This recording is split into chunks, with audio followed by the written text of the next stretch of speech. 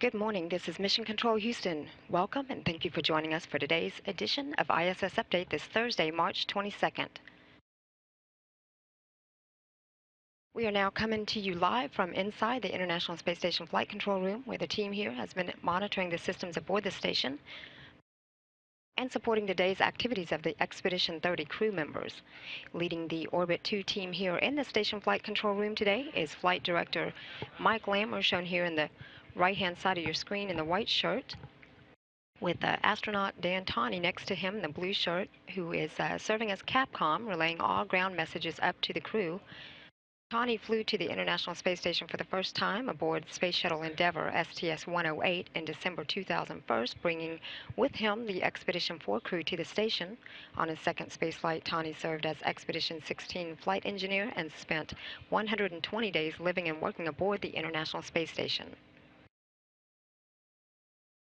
The 6 crew members aboard the station now include NASA astronaut and commander of the complex, Dan Burbank, and flight engineers and cosmonauts Anton Shkaplerov and Anatoly Ivanishyn, as well as NASA astronaut Don Pettit, shown here on the right-hand side, with cosmonaut Oleg Kononenko and European Space Agency astronaut Andrei Kuipers.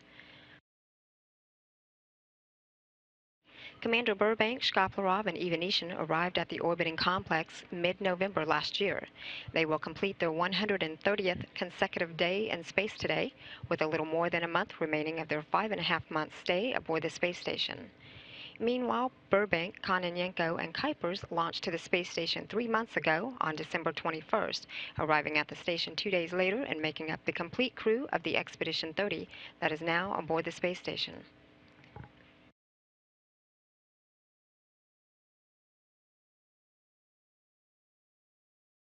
The space station with its crew aboard is now flying at an altitude of about 248 statute miles. The orbiting facility is making a northeastern track on a night pass across the North Pacific Ocean, just passing over Australia.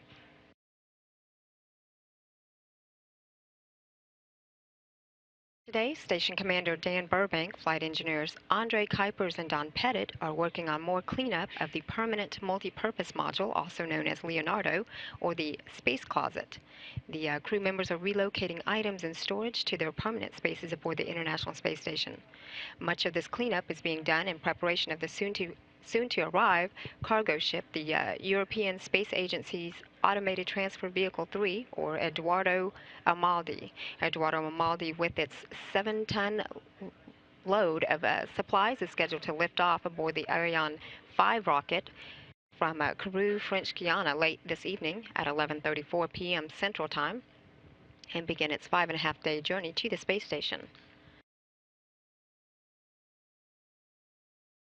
Flight engineer Don Pettit will wrap up his share of cleanup work to continue work he began earlier this week to install software and reconfigure a laptop computer that was associated with an express rack.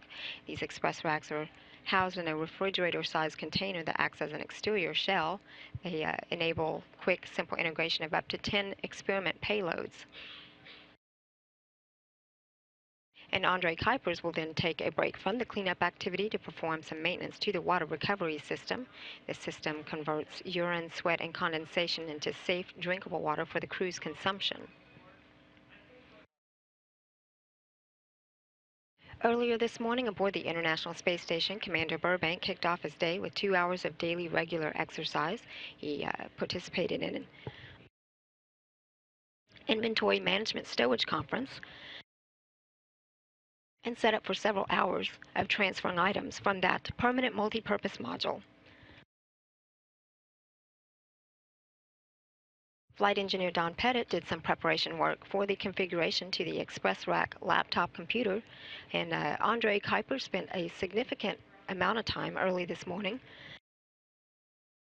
collecting personal data as part of the CARD experiment that studies blood pressure decreases in the human body exposed to microgravity for long periods of time as that of a station resident.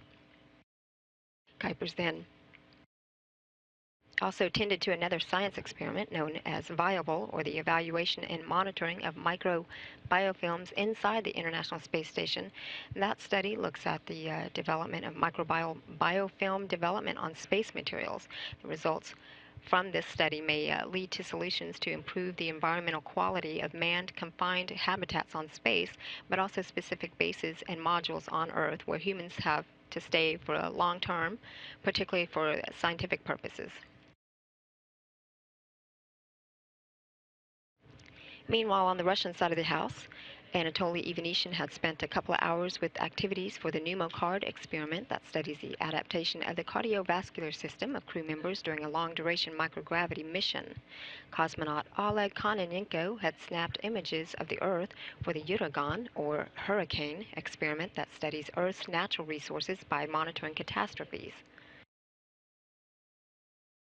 A little after today's ISS Update Hour, Commander Burbank will work in the Japanese pressurized module to measure resistance of image processing unit power connector and fuse to identify where a shorted circuit is in the power line. And at the end of today, each crew member will have exercise to maintain his physical fitness and help mitigate the negative effects of microgravity on their bodies. The Expedition 30 crew members will do some evening prep work for another busy day in space tomorrow. They will then participate in their final daily planning conference with ground controllers around the world before entering their pre-sleep period. Meanwhile, back on Earth in Kourou, French Guiana, preparations remain on track for the launch of the European Space Agency's Eduardo Amaldi, the Automated Transfer Vehicle 3 cargo craft. Again, that launch is scheduled to take place tonight at 11:34 p.m. Central Time.